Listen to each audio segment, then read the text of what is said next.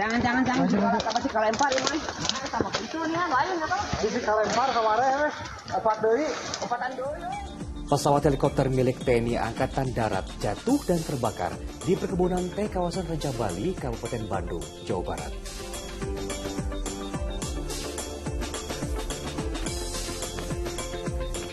Kapolda Metro Jaya meminta maaf terkait viralnya video tersangka Mario Dandi yang mengenakan kabel tis sendiri. Subhanallah, Allahu Akbar, Allahu Akbar. La ilaha illallah. Kepanikan terjadi saat kobaran api hanguskan belasan kios di sebuah pasar tradisional.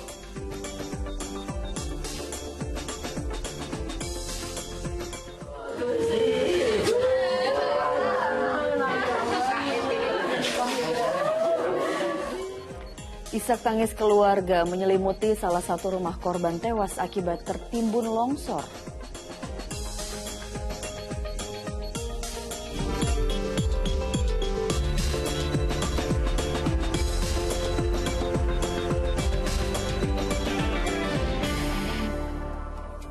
Halo, selamat pagi Wisa. Senang sekali kita dapat kembali menyapa Anda pagi ini dalam program Fokus Pagi edisi Senin 29 Mei 2023 bersama saya Jamie Darusman dan saya Pratiwi Kusuma. Seperti biasa dalam 1,5 jam ke depan kami hadir dengan rangkaian informasi dan juga peristiwa terbaru yang berhasil dihimpun tim redaksi kami hingga dini hari tadi. Kita awali informasi yang pertama pemirsa, helikopter milik TNI Angkatan Darat jatuh dan terbakar di perkebunan teh kawasan Rancabali, Kabupaten Bandung, Jawa Barat pada Minggu siang. Dalam peristiwa itu, 5 orang penumpangnya mengalami luka-luka.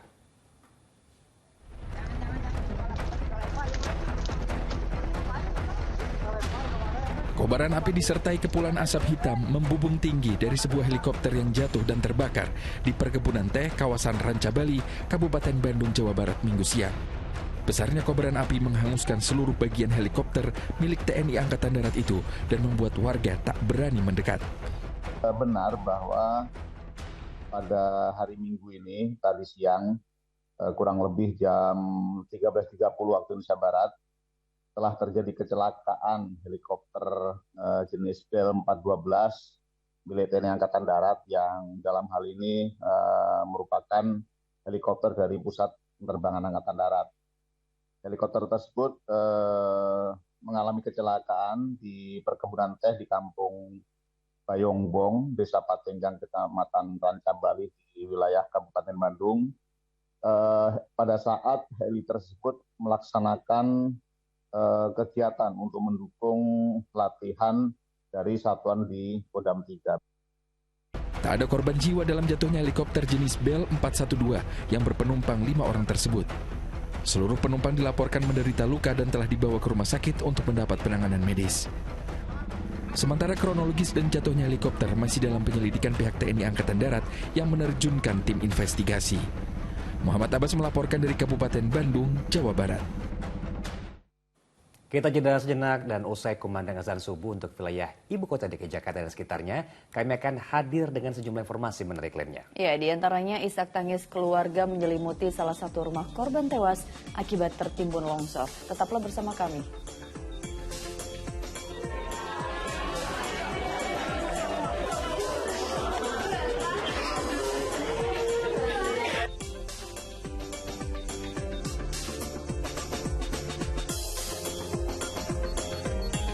Lanjut menyimak informasi di pagi hari ini. Kelompok kriminal bersenjata mengancam akan menembak pilot Susi Air jika pemerintah tidak mengakui kemerdekaan Papua dalam waktu 2 bulan. Negosiasi masih terus dilakukan pihak kepolisian untuk membebaskan pilot Susi Air tersebut. Karena kami kasih waktu 2 bulan itu untuk pilot hidup. Ancaman penembakan dikeluarkan kelompok pimpinan Egyanus Kogoya itu dalam sebuah video yang beredar berdurasi 2 menit. Pilot asal Selandia Baru Philip Martens yang telah disandra selama 4 bulan tampak dikelilingi para anggota KKB dan mengatakan dirinya akan ditembak jika Indonesia tidak mengakui kemerdekaan Papua. Pihak KKB memberikan waktu selama 2 bulan kepada pemerintah Indonesia untuk memenuhi tuntutan mereka. Dan sejauh ini pemirsa, negosiasi masih terus dilakukan pihak kepolisian untuk membebaskan pilot Susi Air tersebut. Kapolda Papua, Irjen Pol Matius D. Fakiri, masih tetap mengedepankan negosiasi, baik itu melalui tokoh-tokoh masyarakat, tokoh-tokoh agama, dan juga pemerintah. Meski sudah banyak jatuh korban jiwa, namun tawuran warga di Kalibaru, Jakarta Utara masih terjadi hampir setiap harinya. Nah, selain mengkhawatirkan keselamatan mereka, warga juga resah karena banyak bangunan dan kendaraan yang rusak akibat bentrok. Tawuran antar dua kelompok remaja kembali terjadi di kawasan Kalibaru, Cilincing, Jakarta Utara pada Minggu petang. Kedua kelompok nampak saling melempar batu. Beberapa di antaranya bahkan terlihat memegang bambu. Aksi para remaja itu membuat warga sekitar resah. Tak hanya takut menjadi korban salah sasaran, warga juga khawatir rumah dan kendaraan mereka rusak terkena lemparan batu. Meski sudah menimbulkan korban jiwa, tak membuat kapok para pelaku tawuran. Ya warga tiap hari kalau begini terus ya resah dong. Nggak tenang, tidur juga nggak tenang. Apalagi kemarin malam Jumat tuh masuk sini ke kampung. Ada yang dirusak, Bu? Ada yang dirusak. Ini rumah adik saya aja rusak nih depannya nih atas saya. Terus kantor Pak Samsul juga rusak. Ditimpukin ya kacanya. Kedapatan tengah memulung bersama sang kakek, seorang bocah perempuan nekat kabur saat mengetahui razia pemerlu pelayanan kesejahteraan sosial atau PPKS di kawasan Cempaka Putih, Jakarta Pusat. Sang kakek yang khawatir cucunya kabur sempat histeris dan meronta saat hendak diamankan petugas ke dalam mobil dinas sosial.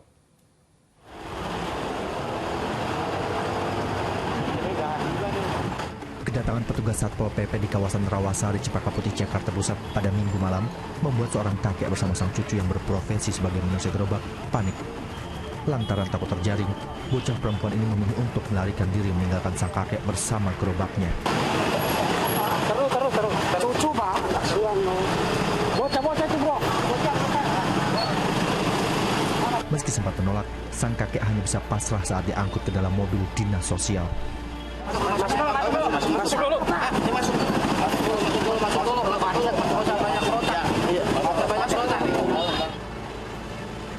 Selain manusia gerobak, dalam razia PPKS kali ini, petugas turut mengamankan 14 orang lainnya yang ikut terjaring razia pemerlu pelayanan kesejahteraan sosial.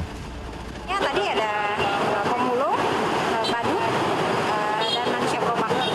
Maka akan kita lakukan pembinaan di panti sosial Kedoya. Ini adalah kegiatan rutin Satpol PP dengan sudin sosial. Kegiatan ini akan terus dilakukan? Akan terus dilakukan. Guna dilakukan pembinaan, mereka yang terjaring langsung dibawa petugas ke Panti Sosial Kedoya, Jakarta Barat. Donvita Samarta melaporkan dari Jakarta. Di informasi lainnya, polisi di Jember, Jawa Timur menggencarkan razia knalpot bising karena keberadaannya yang semakin meresahkan warga. Ya, ini sementara di Bogor, Jawa Barat, sejumlah tempat hiburan malam juga jadi sasaran razia peredaran narkoba dan polisi mendapati 2 orang positif menggunakan narkoba.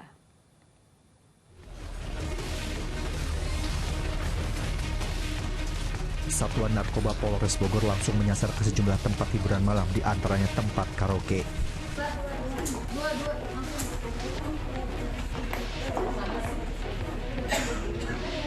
Pengunjung karaoke sempat kaget melihat puluhan anggota polisi menggerebeknya. Petugas meminta semua pengunjung menunjukkan identitas serta jalani tes urin. Diduga positif narkoba, 1 remaja dan perempuan pemandu lagu langsung diamankan. Polisi juga turut menyita puluhan botol minuman keras yang sudah dibuang ke tempat sampah. 2 tempat yang kami lakukan pemeriksaan ini, tadi sempat dari salah satu pengunjung yang dilakukan tes urin, itu diduga positif mengandung kandungan narkoba. Sementara, Petugas Satlantas Polres Jember mengepung kawasan jalan raya di depan kampus Universitas Jember untuk mengamankan puluhan pesepeda motor sport yang sedang asik kumpul. Knalpot bising saat mereka menggelar arak-arakan menjadi alasan petugas untuk merazia dan memberikan sanksi tilang. Sebab motor berknalpot bising keberadaannya semakin meresahkan warga.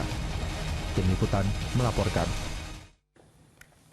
Kebakaran hebat melanda Pasar Arjosari di Kabupaten Pacitan, Jawa Timur dan menghanguskan belasan kios. Kejadian itu pun membuat warga serta pedagang panik berusaha menyelamatkan barang dagangannya.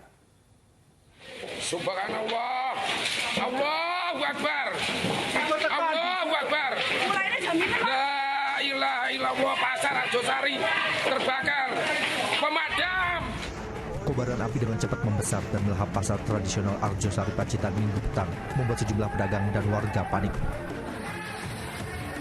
Warga berusaha memadamkan api dengan alat seadanya, dan sebagian warga lainnya berupaya menyelamatkan barang dagangan. Petugas kerahkan 3 unit mobil pemadam kebakaran untuk menjinakkan si jago merah. Diduga, api pertama kali muncul dari sebuah kios di blok bagian belakang pasar. Untuk penyebabnya dari toko yang paling ujung. Tapi untuk kejelasannya besok pagi tim lapor akan mengecek ke sini. Jadi hasilnya menunggu pengecekan oleh tim lapor Polda Jatim. Sedikitnya 14 kios luluh lantak akibat kebakaran. Bahkan hingga kini petugas damkar masih berusaha melakukan pendinginan di TKP. Sementara polisi masih menyelidiki penyebab pasti peristiwa ini. Dirgo Suyono melaporkan dari Pacitan, Jawa Timur. Kebakaran juga terjadi di Cianjur, Jawa Barat. Seorang bocah balita tewas akibat terjebak saat terjadi kebakaran di rumahnya. Keluarganya pun histeris saat korban ditemukan dan dievakuasi ke rumah kerabatnya.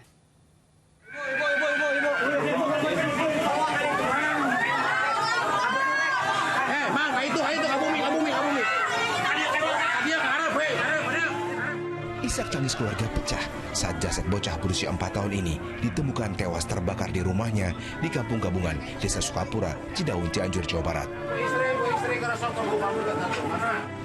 Jasad korban pun dibawa ke rumah kerabatnya untuk disemayamkan. Peristiwa tragis ini terjadi Minggu sore saat sang nenek keluar rumah dan meninggalkan korban tanpa pengawasan di rumahnya. Sedangkan sang ibu sedang bekerja di sawah.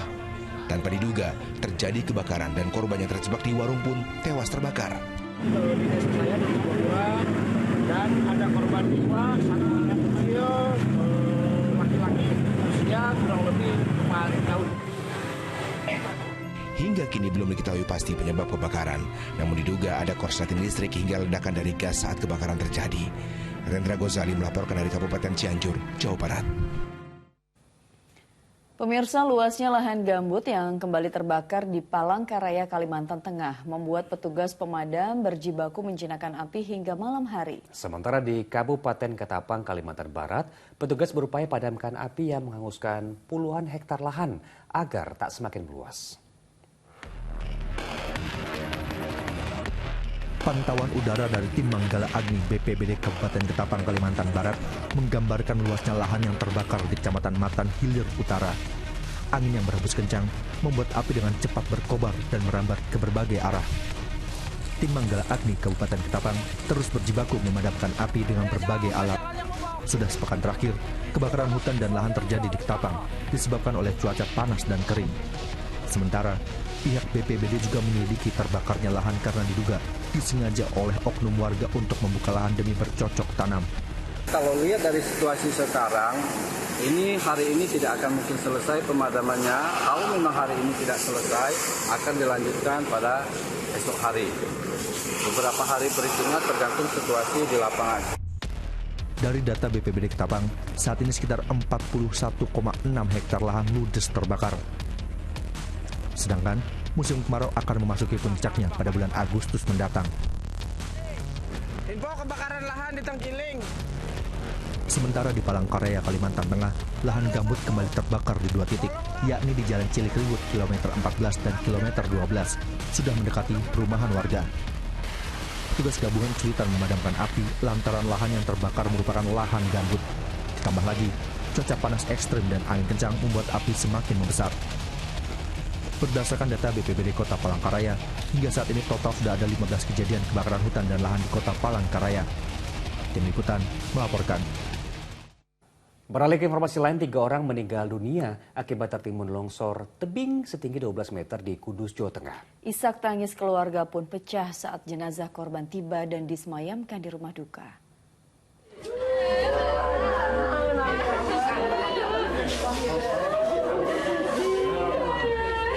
Suasana duka dan isak tangis keluarga serta kerabat menyelimuti salah satu rumah korban tewas akibat tertimbun longsor. Longsor tebing setinggi 12 meter di kawasan Dawai, Kudus, Jawa Tengah Minggu siang menimbun dan menewaskan 3 orang pekerja warga desa Dukuh Waringin. Saat kejadian, para korban tengah menggali pondasi perbaikan talud pembatas jalan penghubung antar desa bersama 5 pekerja lainnya. Tiba-tiba, tebing longsor menimpa ketiga korban, sedangkan 5 lainnya berhasil menyelamatkan diri. Kecelakaan kerja yaitu tertimbun tanah longsor saat menggali pondasi talud. Korban 3 orang tertimbun tanah dan berhasil dievakuasi, sudah dalam keadaan MD. Kontur tanah yang labil dan tidak adanya penyangga darurat diduga menjadi penyebab musibah ini.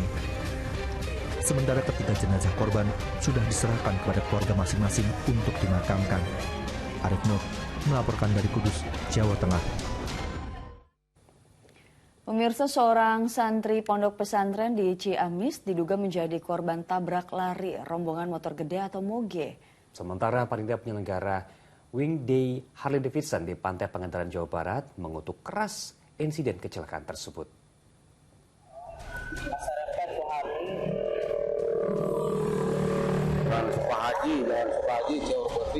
Rekaman video ini memperlihatkan seorang santri dari pondok pesantren Miftahul Huda Al-Abidin, Johor Beti, Kabupaten Ciamis terluka parah usai terserempet rombongan motor gede.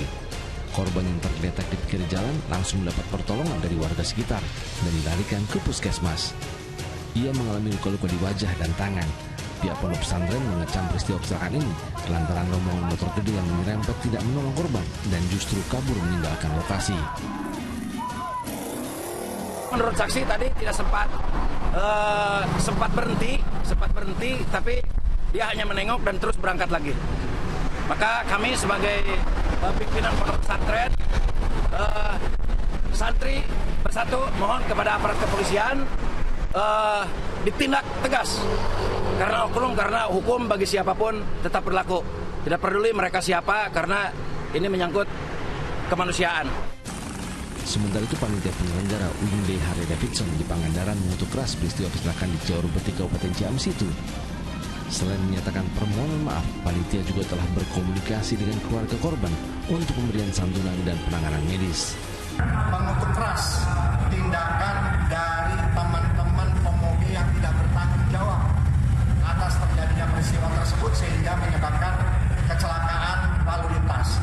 Dan saya meminta hal ini agar bisa diusut secara tuntas, dan kemudian kepedulian kami dari HDCI sebagai penyelenggara event Golden Wing Day ini tentunya kami akan berkoordinasi, dan kami tadi sudah melakukan koordinasi dengan keluarga korban. Pertanggungjawabannya hingga Minggu malam, korban santri pondok pesantren Miftahul Huda Al-Abidin ini masih menjalani perawatan tim medis atas luka-luka yang dideritanya. Eko Setiabudi melaporkan dari Ciamis, Jawa Barat. Sudah ada tapi tolong viral. Dan informasi kecelakaan lalu lintas lainnya, pemirsa, sebuah truk bak terbuka yang membawa puluhan peziarah terguling di Jalan Desa Durin, Probolinggo, Jawa Timur. Akibatnya puluhan penumpang terluka dan seorang diantaranya meninggal dunia.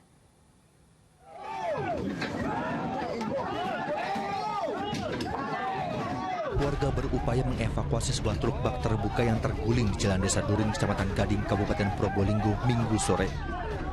22 orang penumpang truk yang hendak pulang usai bertakziah mengalami luka cukup serius karena terlempar dan terjatuh dari bak truk. Para korban langsung dievakuasi ke Puskesmas Wangkal untuk menjalani perawatan darurat. Sebagian korban mengalami luka patah tangan dan kaki serta luka benturan di kepala.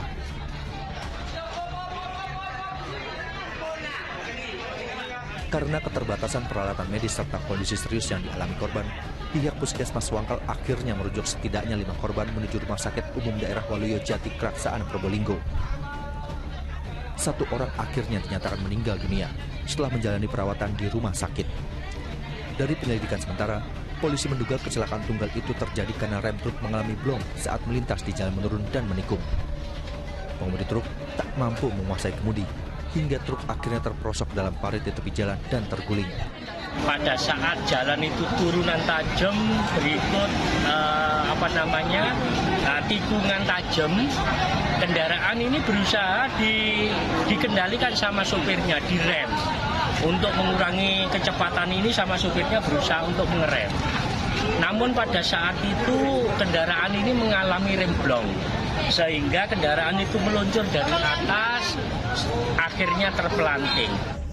Polisi masih menyelidiki penyebab pasti kecelakaan dan memeriksa sejumlah saksi. Kasusnya kini ditangani Satlantas Polres Probolinggo. Dan Ari Gafur melaporkan dari Probolinggo, Jawa Timur. Pemirsa, buntut peretasan tulisan running text di Asrama Haji Bekasi, pihak Kementerian Agama telah melaporkan peristiwa tersebut ke pihak kepolisian. Petugas akan melakukan olah TKP untuk mengetahui pihak yang diduga meretas tulisan yang seharusnya berisi ucapan selamat datang kepada para jemaah calon haji.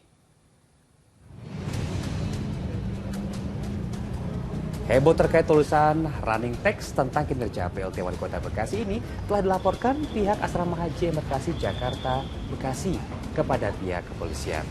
Dan petugas akan segera melakukan olah TKP termasuk memeriksa dugaan peretasan yang sama di RSUD Bantar Gebang, Bekasi. Kejadian tersebut dinilai telah merugikan pihak Asrama Haji. Apalagi saat kejadian mereka tengah fokus mempersiapkan layanan pemberangkatan jemaah calon haji ke Tanah Suci. Sejak kejadian itu sampai detik ini masih kita matikan karena untuk proses lebih lanjut lah ya, dan mencegah hal-hal yang tidak diinginkan terulang lagi. Fokus kita itu khusus menangani jamaah yang akan berangkat. Jadi tidak hal-hal yang remeh-temeh lah, saya anggap seperti itu ya. Jadi supaya tidak mengganggu layanan kita, sementara itu kita hentikan. Di informasi lainnya, tidak terima ditegur lantaran menyerobot antrean di SPBU kawasan Kalideres, Jakarta. Seorang pengemudi tega memukul pengemudi lain hingga terjadi keributan. Ya, aksi pemukulan tersebut terekam kamera pengawas CCTV hingga viral di media sosial. Mau narik dia, makanya mau turun kan. Rekaman kamera pengawas CCTV di salah satu stasiun pengisian bahan bakar umum di Jalan Daan Mogot, Kalideres, Jakarta Barat merekam saat seorang pengemudi bertindak arogan. Pelaku menyerang serta memukul pengemudi dan penumpang wanita di kendaraan mobil lain yang ada di belakangnya. Bahkan, 4 orang yang berada di dalam mobil pelaku juga sempat menendang ke mobil korban hingga dilerai sejumlah petugas SPBU. Saat kejadian, salah satu pelaku sempat berteriak mereka anggota sambil mendorong tubuh salah satu petugas SPBU. Peristiwa ini terjadi diduga karena pelaku tidak terima ditegur lantaran menyerobot antrean saat mengisi BBM. Bapak itu nyela, jadi nggak bisa ngisi duluan, tapi dia tetap dari awal emang udah ngotot dia. Nah setelah selesai pengisian, pas orang yang mau masuk ke mobil, tiba-tiba yang belakang itu negur entah saya kurang jelas juga dengarnya, yang jelas dia negur, nggak lama langsung si pelaku ini tiba-tiba langsung mukul si korban. Peristiwa yang terjadi pada hari Sabtu akhir pekan kemarin ini terekam kamera pengawas hingga videonya tersebar luas di dunia maya. Jayadi melaporkan dari Jakarta. Kapolda Metro Jaya meminta maaf terkait viralnya video tersangka Mario Dandi yang mengenakan kabel T sendiri. Kapolda meminta kasus itu diselidiki oleh Propam dengan memeriksa ada atau tidaknya unsur kelalaian para penyidik.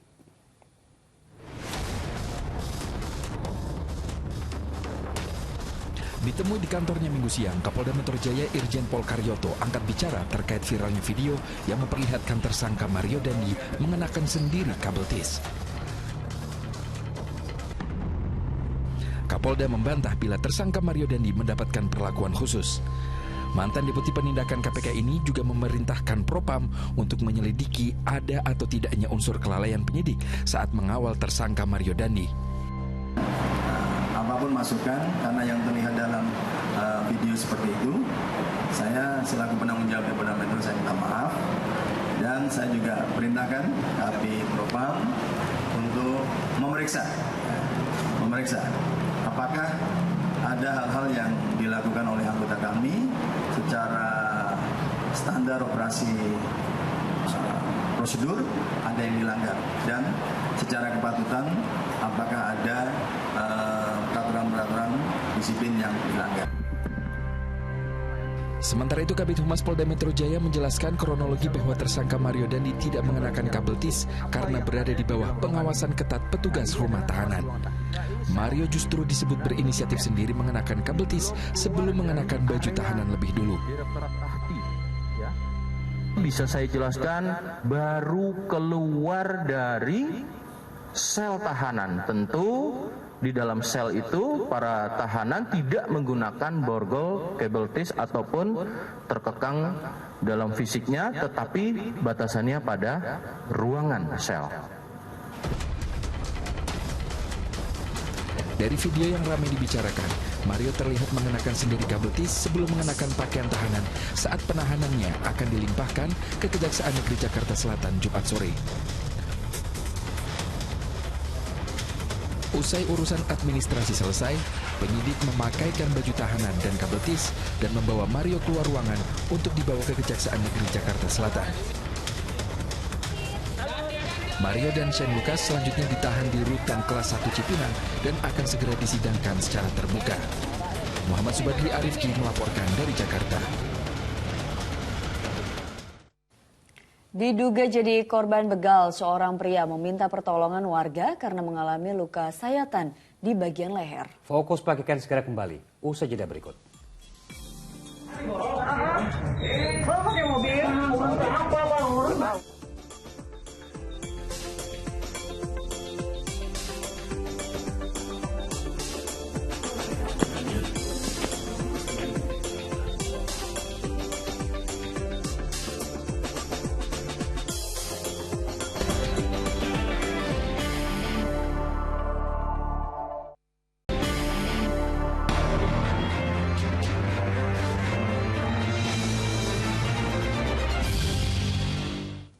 Anda kembali di Fokus Pagi bersama saya, Jimmy Darusman. Pemirsa, seorang pengemudi ojek daring jadi korban pembegalan oleh penumpangnya di kawasan Parompong, Kabupaten Bandung Barat. Selain melukai bagian leher korban, motor serta ponsel juga dibawa kabur oleh pelaku.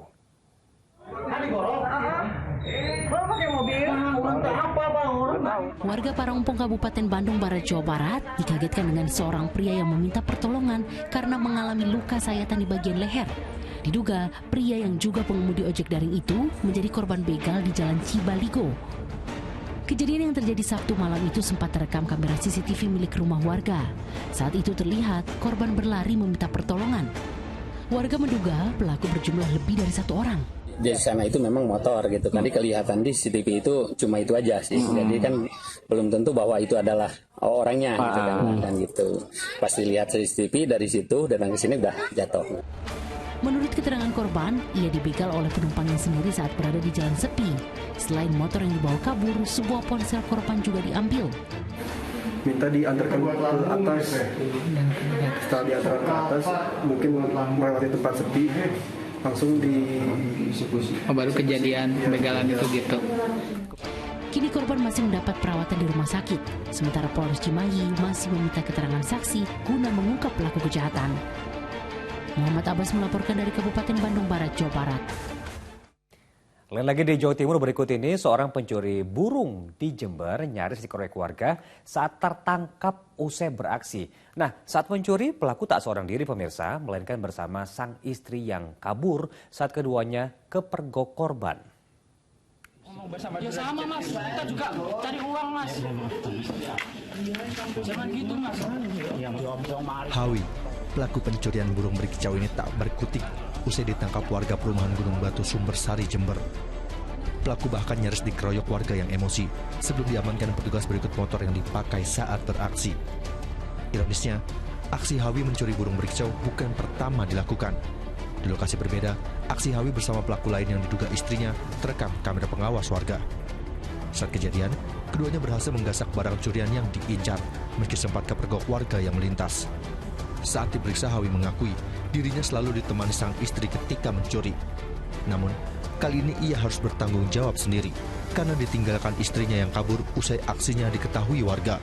Untuk dugaan sementara, pada saat yang kita tangani ini, pelaku kebetulan beraksinya sendiri.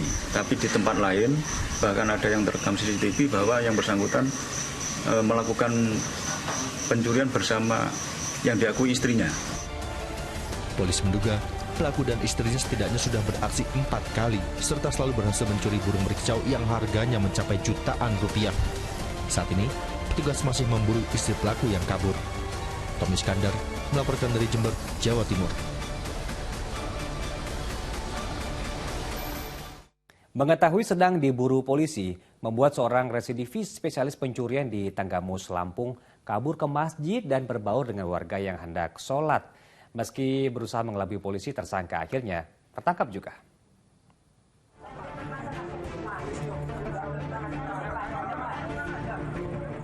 Berpakaian rapi, mengenakan sarung dan peci, Nasihin alias Tapak berusaha mengelabui petugas dengan berpura-pura sebagai jemaah masjid yang hendak menjalankan sholat Isya. Namun upaya pria yang merupakan residivis spesialis pencurian di rumah warga itu gagal. Ia berhasil digerebek di halaman masjid di Banjar Agung Udik, Tanggamus, Lampung, Sabtu malam. Sebelum ditangkap, tersangka sempat menyatroni beberapa rumah di Kecamatan Air Naningan dan barang-barang yang digondol tersangka berupa 2 buah handphone, 3 buah tabung gas, dan uang 5 juta rupiah. Tidak hanya itu, dalam catatan polisi, tersangka juga pernah mencuri di wilayah Sumberjo dan telah menjalani hukuman tahun 2018. Penangkapan salah satu pelaku tindak pidana pencurian dengan pemberatan yang terjadi di Pekon Waiharo, Kecamatan Air Naningan, Kabupaten Tanggamus.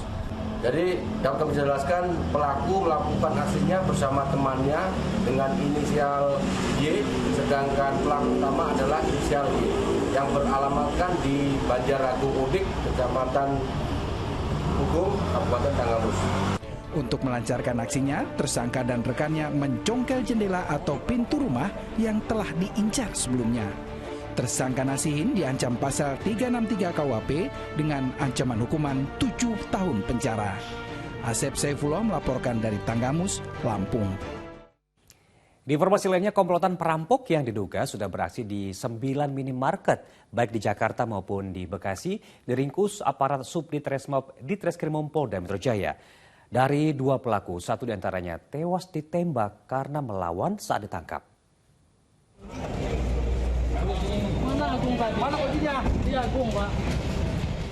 2 perampok minimarket berinisial JN dan SS alias Kapten diringkus polisi saat bersembunyi di sebuah hotel kawasan Bantar Gebang, Bekasi. Saat mobil pelaku digeledah, polisi pun menemukan 1 pucuk senjata api dan sebilah golok. Henry ya? Deal ya? Oke, Bos. Saat dilakukan pengembangan ke wilayah Jagakarsa, kedua pelaku melawan hingga aparat terpaksa menembaknya. 1 pelaku yang berperan sebagai kapten perampokan pun tewas dalam perjalanan ke rumah sakit. Komplotan perampok bersenjata api dan bersenjata tajam ini rupanya sudah 9 kali merampok minimarket di Jakarta dan Bekasi yang selalu buka 24 jam. Kita baru saja mengungkap pelaku 365 spesialis Alfamart. Ada 9 TKP yang ada di wilayah Jakarta. Alhamdulillah berhasil diungkap oleh Subditreskrimum Polda Metro Jaya. Perampok ini dikenal nekat melukai korbannya, seperti yang terjadi di minimarket di Jakarta Selatan 12 Mei lalu. Salah satu karyawan minimarket terkena sabetan senjata tajam karena melawan pada saat kelompok ini melancarkan aksinya. Muhammad Subadri Arifki melaporkan dari Jakarta. Kita merujuk ke Lampung, seorang wanita tukang pijat di Tulang Bawang ditemukan tewas bersimbah darah di lantai rumahnya. Korban yang merupakan seorang janda itu tewas oleh sejumlah luka senjata tajam di bagian perut.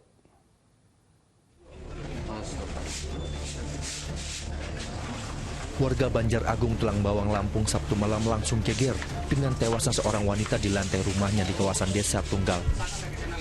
Saat ditemukan pertama kali oleh anaknya, korban sudah tergeletak di lantai dengan kondisi bersimbah darah. Diduga, wanita yang berprofesi tukang pijat ini menjadi korban pembunuhan lantaran di bagian perutnya terdapat sejumlah luka sayatan senjata tajam.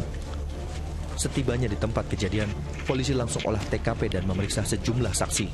Awal dari proses olah TKP dengan mengedepankan tim Inavis, kami melakukan pencarian petunjuk yang tertinggal di TKP. Korban mengalami luka apa aja? Untuk saat ini secara kasat mata korban mengalami luka sayatan yang disebabkan oleh diduga benda tajam yang mana di bagian perutnya. Berdasarkan data Pamong Desa Tunggal, korban membuka usaha sebagai tukang pijat di rumahnya. Korban merupakan seorang janda setelah bercerai dengan suami pertamanya pada Agustus 2022 lalu. Kini, ia diketahui menikah siri dengan seorang pria. Statusnya janda, sebelum lebaran menggugat cerai, ya, karena bulan 8 suaminya yang sah pergi dan belum pulang, bulan 3-an itu menggugat cerai. Kemudian info terakhir nikah siri dengan warga kita di RK 6, tetapi tinggal serumah karena posisinya kan belum resmi. Jenazah korban kemudian dibawa ke rumah sakit untuk divisum. Polisi masih menyelidiki identitas pelaku pembunuhan. Aris Susanto melaporkan dari Tulang Bawang, Lampung. Lain lagi di Singkawang, Kalimantan Barat, seorang wanita ditemukan tewas dengan luka serius di bagian leher. Motif pembunuhannya, latar belakangnya masalah asmara.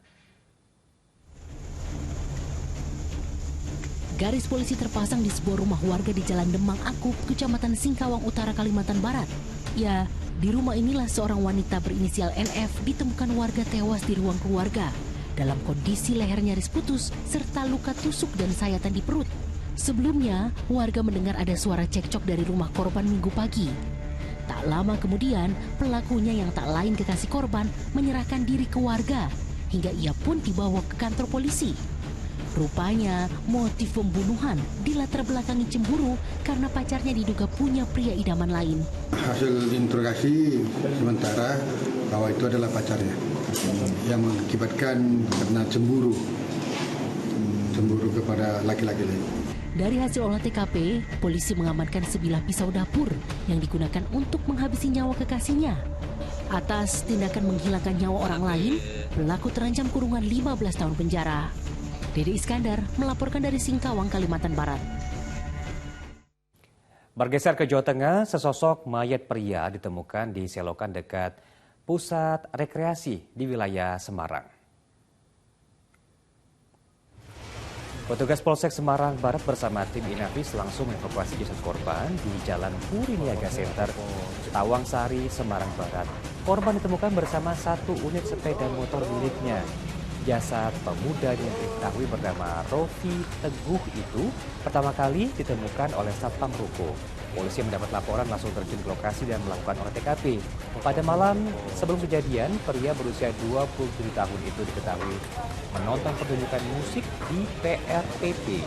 Polisi masih melakukan penyelidikan dan melacak pelaku penusukan yang menewaskan korban. Awal mulanya saya jaga di Satpam sini. Saya kontrol lokasi jam 5.30, lihat motor di jalan, kok nggak ada pemilik.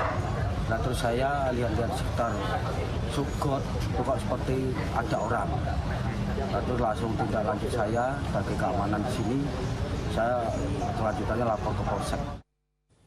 Kita beralih ke informasi lain, seorang pekerja proyek bangunan tewas tersengat listrik di Samarinda, Kalimantan Timur. Diduga korban tewas akibat tersengat aliran listrik yang menempel di bagian pipa besi. Sejumlah petugas PLN dengan hati-hati mendekat ke lokasi di mana seorang puli bangunan tewas tersengat listrik di Samarinda, Kalimantan Timur, Minggu sore. Setelah dipastikan aliran listrik aman, para petugas kemudian mengevakuasi jasad korban. Menurut rekan korban, awalnya mereka sedang mengerjakan pondasi tiang tempat parkiran di kantor Badan Pengelola Keuangan dan Aset Daerah. Namun secara tiba-tiba korban berteriak tersetrum. Teriakan korban membuat beberapa rekan yang berhamburan menyelamatkan diri, sementara korban meninggal dunia di lokasi.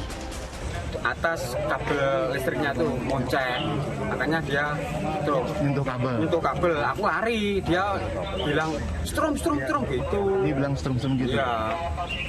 Korban tewas diduga tersengat aliran listrik yang menempel pada pipa besi. Usai olah TKP, jasad korban selanjutnya dibawa ke rumah sakit untuk penyelidikan lebih lanjut. Amir Hamzah melaporkan dari Samarinda, Kalimantan Timur. Pemirsa, kurang dari 24 jam, polisi berhasil menangkap 2 orang terduga pembunuh wanita dalam karung yang ditemukan di wilayah Jakarta Utara. Bahkan terungkap salah satu pelaku ternyata residivis kasus pencurian dengan kekerasan.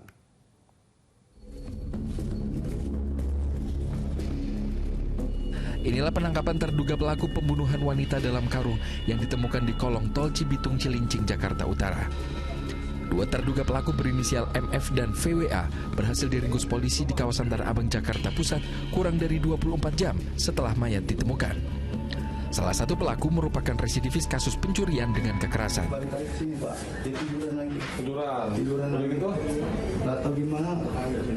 Petugas membawa salah seorang pelaku ke sebuah rumah untuk menunjukkan lokasi korban dibunuh.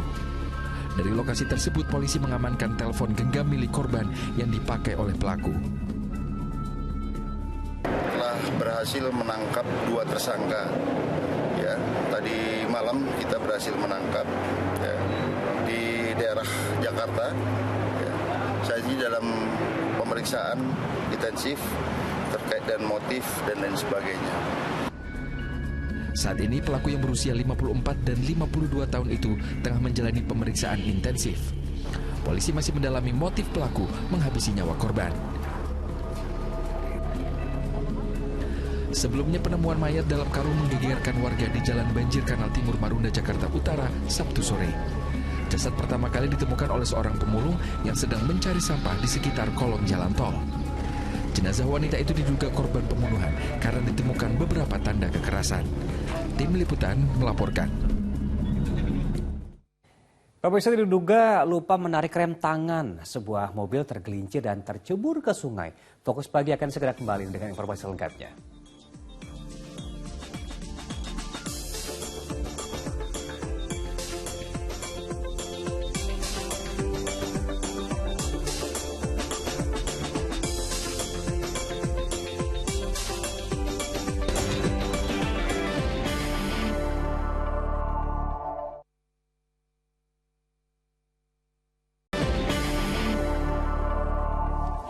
Anda kembali menyaksikan Fokus Pagi bersama saya Pratiwi Kusuma. Kita lanjutkan informasi di pagi hari ini. Diduga lupa menarik rem tangan, sebuah mobil tergelincir dan tercebur ke sungai di Kota Batu, Jawa Timur. Kecelakaan tersebut menjadi perhatian warga dan pengguna jalan hingga memicu kemacetan. Mobil sedan ini tercebur ke dasar sungai di Jalan Insinyur Soekarno, Kecamatan Junerejo, Kota Batu, Jawa Timur, Minggu siang. Kejadian ini menimpa wisatawan Surabaya yang sedang dalam perjalanan pulang. Saat kejadian, korban yang menghentikan kendaraan untuk menemui rekannya diduga lupa menarik rem tangan. Tiba-tiba, mobil berjalan sendiri hingga tercebur ke dalam sungai sedalam 5 meter. 2 wanita yang berada di dalam kendaraan mengalami luka ringan. Mobil parkir ditinggal sama pengemudi. Saat setelah ditinggal sama pengemudi, mobil meluncur dengan sendirinya dari kiri jalan lanjut belok ke arah kanan sampai masuk ke jalan jurang. Proses evakuasi mobil dari dasar sungai memakan waktu hingga 1 jam. Kecelakaan ini jadi perhatian warga dan pengguna jalan yang melintas hingga mengakibatkan kemacetan panjang di jalur utama menuju Kota Batu. Nur Ramadan melaporkan dari Kota Batu, Jawa Timur.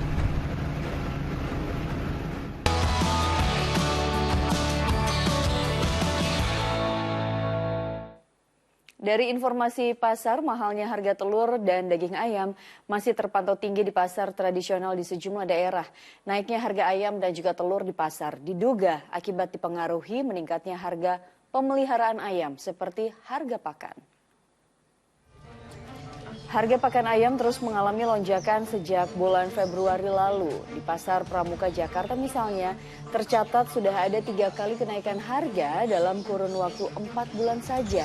Harga pakan ayam jenis pur misalnya naik dari Rp490 menjadi Rp530.000 per karung.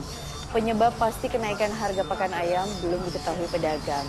Mahalnya harga pakan diduga berimbas pada kenaikan harga daging dan juga telur ayam di pasaran. Para pembeli pakan yang mayoritasnya adalah pedagang juga kerap mengeluhkan kenaikan harga ini. Pasalnya margin keuntungan yang mereka dapat pun semakin menipis. Ya, sementara itu harga telur ayam di Pasar Rebo Purwakarta, Jawa Barat juga masih tinggi serta cenderung terus naik.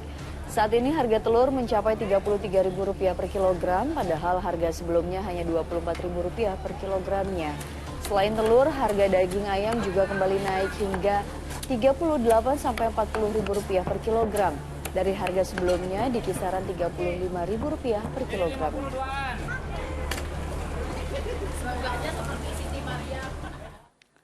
Kita ke informasi ibadah haji pemirsa. Tim kesehatan PPIH menyisir Masjid Nabawi Madinah, Arab Saudi untuk memantau kondisi kesehatan jemaah haji Indonesia. Dalam penyisiran ditemukan beberapa jemaah yang membutuhkan bantuan. Tim kesehatan PPIH atau petugas penyelenggara ibadah haji Indonesia menyusuri selasar Masjid Nabawi Madinah lengkap dengan peralatan kesehatan. Mereka sedang mencari jemaah Indonesia yang kemungkinan membutuhkan pertolongan. Tak lama berselang, seorang jemaah Indonesia ditemukan sedang terduduk lemas dan meminta bantuan untuk pulang ke hotel. Para petugas yang tergabung dalam emergency medical team ini memang bertugas memberikan pertolongan pertama kepada jemaah yang membutuhkan bantuan kesehatan. Paling sering ditemukan yang sudah kita temukan beberapa di sini adalah kaki melepuh, luka sakit, kemudian juga yang dehidrasi, dan juga tadi ada yang jatuh dan fraktur patah tulang paha. Ini sudah kita rujuk ke Rumah Sakit Arab Saudi untuk tindak lebih lanjut. Lain halnya yang dialami Sukarman yang kehilangan sandal di Masjid Nabawi. Ia mendapatkan bantuan sepasang sandal dari tim promosi kesehatan. Alas kaki menjadi sangat penting digunakan oleh jemaah haji di Madinah lantaran kondisi suhu udara yang tinggi. Jika tidak mengenakan sandal, kaki bisa melepuh. Terima kasih sama sebagai tim kesehatan sampai menindakkan sandal ini memang sangat dibutuhkan sekali. Bila mana ada orang yang mungkin lupa naruh atau hilang tidak mungkin ya hilang itu tidak mungkin, lupa naruh seperti saya. Nah sekarang kondisinya lantai ini kan sangat panas luar biasa ya. Jadi kalau jarak 50 meter kayaknya besok pagi udah nggak bisa jalan karena panasnya itu luar biasa. Kegiatan yang rutin dilakukan tim kesehatan PPIH di Masjid Nabawi ini merupakan bagian dari upaya perlindungan bagi jemaah haji Indonesia. Banyaknya jemaah haji Indonesia yang beribadah di Masjid Nabawi Madinah membuat petugas kesehatan haji Indonesia terus bersiaga memantau kondisi kesehatan jemaah. Namun di sisi lain, para jemaah haji diharapkan untuk melakukan antisipasi dengan menjaga kesehatan diri sendiri. Dari Madinah, Arab Saudi, Anton Bahtiar Rifai melaporkan. Ya, penerbangan perdana jemaah calon haji dari Bandara Internasional Jawa Barat Kertajati Majalengka dilakukan pada Minggu malam. Menteri Agama yang melepas penerbangan perdana itu berpesan kepada jemaah agar mempersiapkan diri menghadapi cuaca ekstrim di Tanah Suci. Sebanyak 366 jemaah calon haji asal Kabupaten Majalengka diterbangkan melalui Bandara Internasional Jawa Barat Kertajati Majalengka menuju Tanah Suci Arab Saudi. Penerbangan perdana melalui bandara ini dilepas langsung oleh Gubernur Jawa Barat Ridwan Kamil serta Menteri Agama Republik Indonesia Yakut Khalil Qaumas. Menteri Agama mengatakan tahun ini Bandara Kertajati mulai menerbangkan jemaah dari wilayah Jawa Barat bagian utara sebanyak 24 kloter. Dan mulai tahun depan bandara ini akan menjadi tempat pemberangkatan sebagian jemaah dari wilayah Jawa Tengah. Sementara dalam amanatnya, Menteri Agama juga berpesan kepada jemaah untuk mempersiapkan diri menghadapi cuaca ekstrim di Tanah Suci, di mana suhunya mencapai 50 derajat Celcius.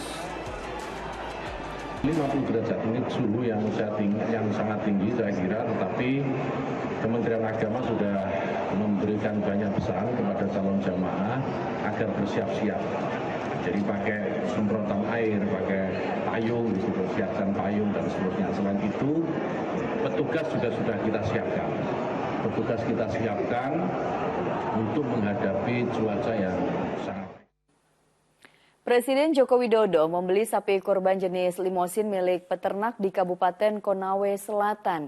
Sapi dengan bobot 850 kg itu diberikan makanan khusus dan juga sudah dicek kesehatannya oleh Dinas Tanaman Pangan dan Peternakan Sulawesi Tenggara.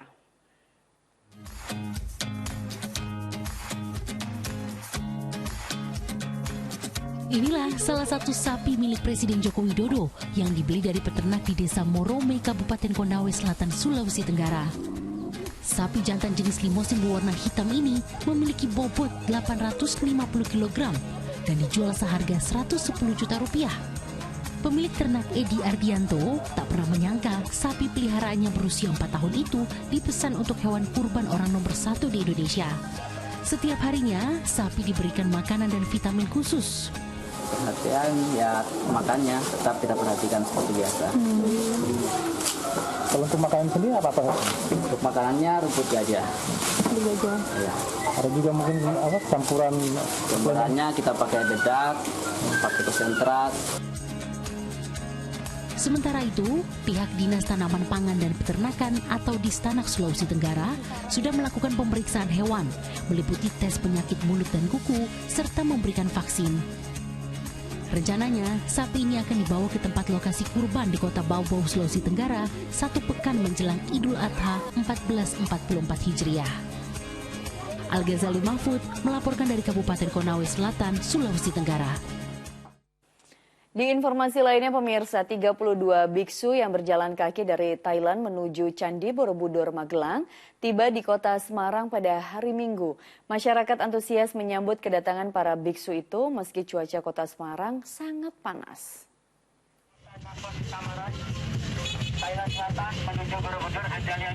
Setelah menempuh perjalanan dari Kabupaten Kendal, rombongan biksu asal Thailand yang tengah menjalani ritual tudong untuk menyongsong peringatan Waisak tiba di kota Semarang Minggu siang.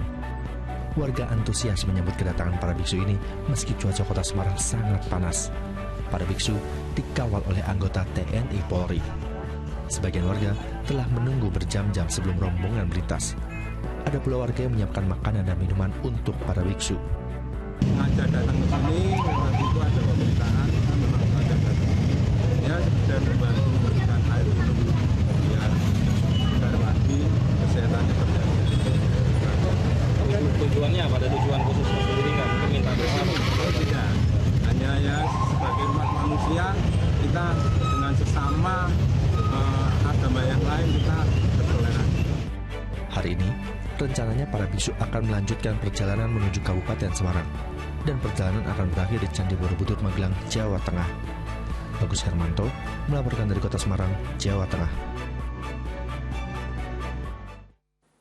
Sejumlah bakal calon presiden sepanjang hari Minggu kemarin melakukan safari politik ke sejumlah tempat. Ganjar Pranowo, baca pres PD Perjuangan, melakukan lari pagi bersama masyarakat di alun-alun kota Serang, Banten. Sementara baca pres Partai Gerindra Prabowo Subianto menghadiri acara Haul Akbar ke-10 Habib Munzir Al-Musawa di Pancoran, Jakarta Selatan. Kemunculan bakal calon presiden PDI Perjuangan Ganjar Pranowo mencuri perhatian masyarakat yang tengah berolahraga di hari bebas kendaraan atau Car Free Day di alun-alun kota Serang, Banten pada Minggu pagi. Ganjar yang lari pagi langsung dikerumuni ribuan warga, mulai dari anak-anak muda, orang dewasa hingga emak-emak. Gubernur Jawa Tengah ini juga turut senam dan juga foto bersama. Setiap minggu pagi Car Free Day seperti ini mereka olahraga. Yang mesti kita dorong kan, ya ayo, jangan mager. Ayo cepat gerak, bangun pagi jam 5, kalau perlu sebelumnya sholat subuh langsung lari. Dan saya tadi diantar para pelari-pelari ternyata yang dari Banten, ternyata beberapa mereka atlet profesional. Makanya jelas saya lari sama mereka. Ya, sementara itu bakal calon presiden dari Partai Gerindra Prabowo Subianto menghadiri acara Haul Akbar ke-10 Habib Munzir Al-Musawa yang berlangsung di Jalan Rawajati Timur 2 Pancoran, Jakarta Selatan pada Minggu pagi. Mengenakan baju berwarna putih, kedatangan Menteri Pertahanan ini disambut langsung oleh para ulama dan Habib. Dalam sambutannya, Prabowo juga menyampaikan kisah dan kiprah Habib Munzir semasa hidupnya dan berdakwah di tanah air. Nenek moyang kita, gajah mati meninggalkan gading, harimau mati meninggalkan belang, manusia mati meninggalkan nama. Apakah nama kita akan baik, akan mulia, atau tidak? Alhamdulillah kita melihat bahwa Al-Habib Munzir telah meninggalkan nama yang baik. Beliau telah meninggalkan jasa dan ilmu yang begitu banyak, dirasakan kebaikannya Di informasi berikutnya, pengunjung sebuah mal di Kota Bogor dikejutkan dengan kehadiran Presiden Joko Widodo bersama Ibu Negara Iriana Jokowi yang menonton film di bioskop pada Minggu malam. Kehadiran orang nomor 1 di tanah air ini pun langsung jadi rebutan pengunjung untuk berfoto bersama.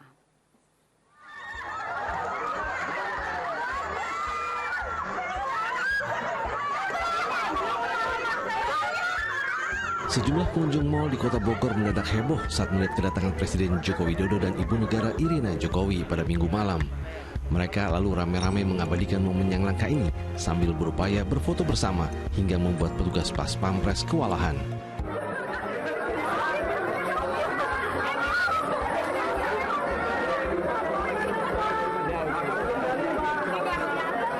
Selain sempat keliling mal, kepala negara juga menonton film terbaru Fase X berbaur dengan penonton lainnya di Studio 4. Warga pun antusias dapat menyaksikan keseruan film bersama orang nomor 1 di Indonesia ini. Jadi keseruannya di dalam seperti apa Mas tadi? Oh, sangat seru banget ya, filmnya juga seru di dalam, ya apalagi kita juga deg-degan juga kan ada Presiden sama Pas Pampres. Tadi nonton filmnya, film apa Mas? Fase X ya. Usai menonton film selama lebih dari 2 jam, rombongan Presiden Joko Widodo lalu kembali pulang ke Istana Bogor. Iwan Kurniawan melaporkan dari Bogor, Jawa Barat. Dari sebuah kisah inspiratif, masih belia tak menyurutkan Wildan Iza Fauzan, siswa SMK di Kabupaten Blora, Jawa Tengah, untuk memulai bisnis buket dan karangan bunga. Bisnis rumahannya ia tekuni sejak duduk di bangku SMP dan kini telah meraup pundi-pundi rupiah. Inilah Berani Berubah, bisnis bunga jutaan siswa SMK.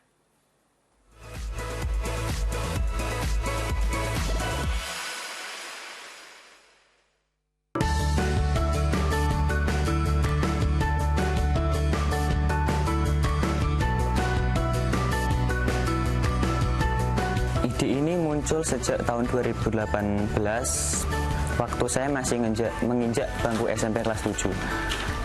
Saya dulu terinspirasi dari orang-orang yang memiliki usaha floris yang bisa sukses ke depannya.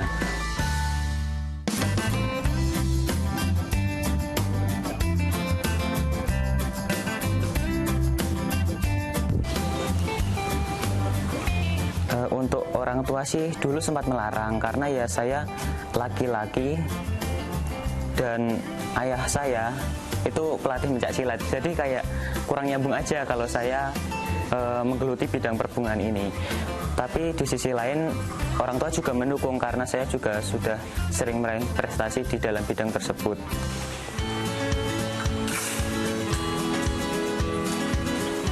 Untuk proses pembuatannya saya membutuhkan waktu sekitar 1 jam sampai 30 menit tergantung besar kecilnya karangan bunga yang diinginkan oleh customer. Untuk jenis-jenisnya ada berbagai macam sih.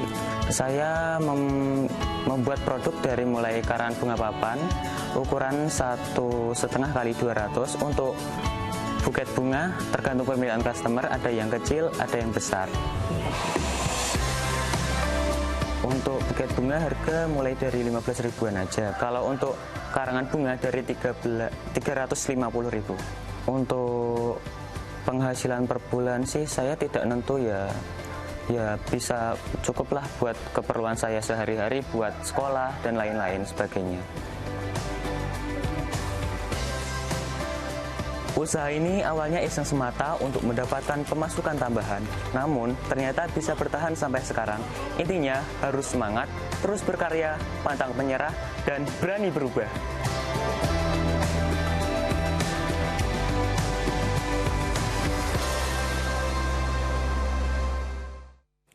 Sejumlah agenda akan dibahas dalam Kongres Biasa PSSI, diantaranya perihal pentingnya komersialisasi untuk pembangunan sepak bola Indonesia.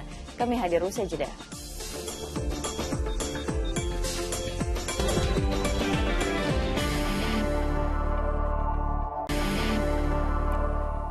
Terima kasih Anda kembali di Fokus Pagi bersama saya, Jamie Darusman. Dan saya Pratiwi Kusuma. Kita lanjutkan informasi di pagi hari ini.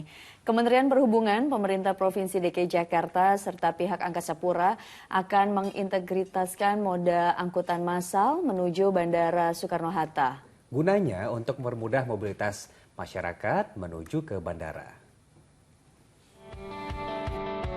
Menteri Perhubungan Budi Karya Sumadi bersama penjabat Gubernur DKI Jakarta Minggu sore meninjau sarana prasarana perkereta apian daerah lingkup DKI Jakarta dan Tangerang, Banten. Kunjungan ini sekaligus untuk memastikan rencana pengintegrasian berbagai moda transportasi umum guna mempermudah perjalanan warga dari dan ke Bandara Soekarno-Hatta. Pada kesempatan ini, Menhub bersama penjabat Gubernur DKI Jakarta Heru Budi Hartono juga mencoba kereta api bandara dari stasiun Manggarai menuju bandara serta berakhir di stasiun BNI City. Ini kita akan lakukan, tapi tidak terbatas di situ, kita juga berdiskusi tentang bagaimana angkutan-angkutan yang ada di Jakarta ini lebih efisien dan bisa menjangkau tempat-tempat di seluruh Jakarta. Rencana pengintegrasian sepenuhnya mendapat dukungan dari Pemprov DKI Jakarta. Dengan sarana transportasi yang terpadu, diharapkan angkutan umum ke bandara makin optimal dengan tarif yang relatif lebih murah dan terjangkau. Dan kami Pemda tentunya mensupport untuk kesuksesan ini dan kemudahan-kemudahan ini bisa dimanfaatkan atau dirasakan oleh masyarakat Jakarta maupun Jabodetabek. Sinergi Kementerian Perhubungan dan Pemprov DKI diharapkan bisa membuat integrasi ke bandara semakin optimal. Dan Vito Samarta melaporkan dari Jakarta. Di informasi lain pemirsa, duel sengit tersaji di laga uji coba bertajuk Surabaya 730 Games antara Persebaya Surabaya kontra Bali United. Iya, pada laga itu tuan rumah Bajul Ijo menang 3-1.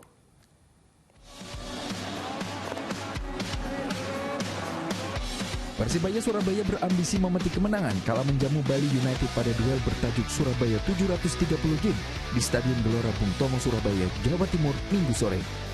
Tampil menekan sejak awal laga, tim Bajul Ijo berhasil membuka keunggulan di menit ke-23. Pemain baru Kasim Botan berhasil memanfaatkan kesalahan kiper Adilson Maringga yang gagal menangkap tendangan bebas dengan sempurna.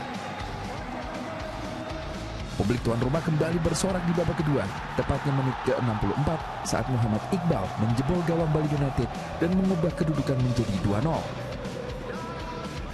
Serdadu Taridatu memperkecil kedudukan di menit 74 saat tendangan bebas Muhammad Rahmat meluncur mulus ke gawang tuan rumah. Pemain gaik yang baru didatangkan, Ferdinand Sinaga, memastikan kemenangan Persibaya menjadi 3-1 usai memanfaatkan umpan Rizky Dwi. Menang 3-1, Persebaya memberi kado manis untuk hari ulang tahun Kota Surabaya yang ke-730. Pemirsa, Kongres Biasa 2023 Persatuan Sepak Bola Seluruh Indonesia PSSI resmi dibuka. Sejumlah agenda akan dibahas dalam Kongres, diantaranya perihal pentingnya komersialisasi untuk pembangunan sepak bola Indonesia.